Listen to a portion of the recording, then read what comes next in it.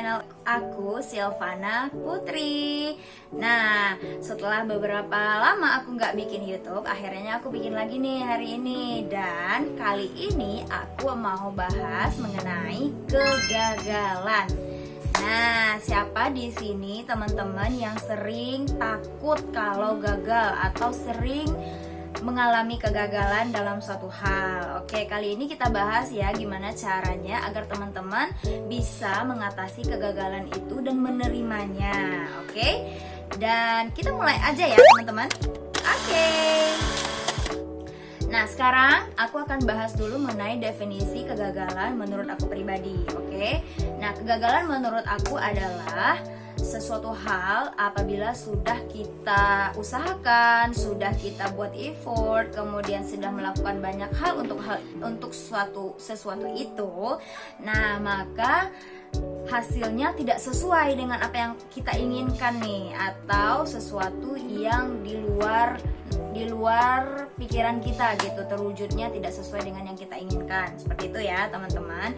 Nah, seringkali nih teman-teman merasakan kegagalan jika teman-teman tidak mendapatkan hasil yang sesuai, ya kan? Nah, misalnya teman-teman gagal dalam percintaan, atau gagal dalam karir, atau misalnya gagal dalam membuat suatu project, atau juga gagal dalam relationship atau pertemanan misalnya. Nah, itu semua sebenarnya adalah tempat kita belajar teman-teman. Jadi kegagalan itu tidaklah selalu adalah harus kita ratapi gitu ya. Nah, kalau kita mendapatkan kegagalan yang seperti itu, contoh kecilnya aja ya, saat teman-teman sudah melakukan banyak hal untuk pekerjaan teman-teman pasti memimpikan sebuah hasil, ya kan, bertujuan untuk mendapatkan suatu hasil yang teman-teman sudah proyeksikan di awal. Nah, pada saat semuanya itu sudah teman-teman lakukan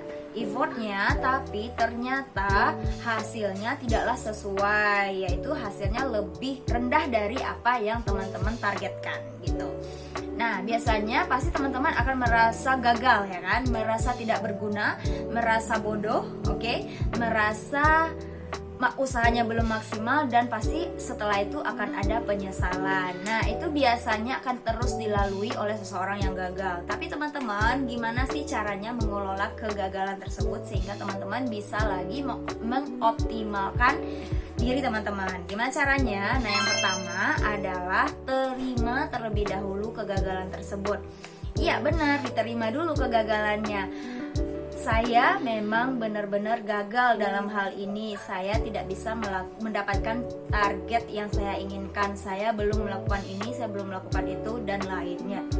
Teman-teman ungkapkan dalam diri teman-teman seperti itu, bahwa teman-teman memang menerima kegagalan tersebut. Nah, setelah menerima, maka teman-teman akan memproses nih, oh ya, aku udah menerima. Setelah itu teman-teman bersyukur seperti apa? Teman-teman bersyukur dengan keadaan teman-teman yang saat ini.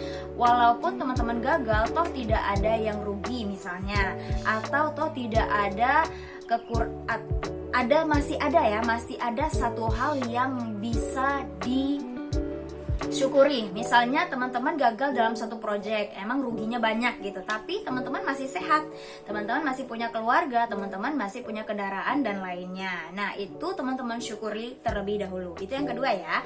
Dan yang terakhir, kita atau teman-teman mulai lagi dengan hal yang baru, seperti itu ya. Jadi setelah teman-teman menerima, mensyukuri, lalu teman-teman bisa memulainya kembali dan mengambil pelajaran dari kegagalan sebelumnya. Oke, karena teman-teman teruslah untuk melakukan hal tersebut sampai kamu bisa dan mencapai target yang kamu inginkan tersebut. Dan jika teman-teman merasakan kegagalan lagi, itu normal, karena kita memang harus gagal beberapa kali untuk bisa menjadi expert, untuk bisa menjadi baik. Oke, jika teman-teman ada pertanyaan, boleh tanyakan saja di kolom komentar. Dan cukup segitu aja untuk sharing aku pada hari ini. Sampai ketemu lagi di video berikutnya. Dadah!